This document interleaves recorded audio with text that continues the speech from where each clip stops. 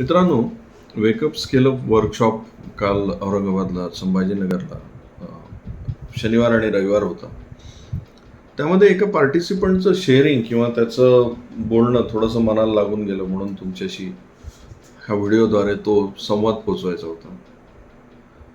Clarity in business याविषयी आम्ही ज्यावेळेस वर्क करत होतो त्यावेळेस तो म्हणाला की सर, माझा टर्नओव्हर एका बाजूला बघायला गेला तर 9 कोटीचा आहे, पण कधी कधी सामान्य खर्चाला पण पैसे उरत नाही. ही वस्तुस्थिती आहे बरं का. 9 कोटीचा टर्नओव्हर असून सुद्धा कधी कधी हातखर्चाला सुद्धा पैसे उरत नाही. ही व्यवसायाची, बऱ्याचशा व्यावसायिकाची शोकांतिका आहे. आणि याचं कारण हे की स्टॅटिक आणि dynamic part of cash flow माहीत नसणं किंवा याचं एज्युकेशन न घेता व्यवसाय सुरू करणं. मित्रांनो, आज बऱ्याचशा व्यावसायिकांचा प्रॉब्लेमच हा आहे की त्यांच्या व्यवसायामध्ये ऑन पेपर प्रॉफिट तर दिसतंय, ऑन पेपर भरपूर पैसा येताना जाताना दिसतोय, पण ॲक्च्युअल ज्यावेळेस पाहिजे असतो त्यावेळेस त्या पैशाचं फ्रीडम नाही आहे आणि त्याचं एज्युकेशन पण नाही आहे.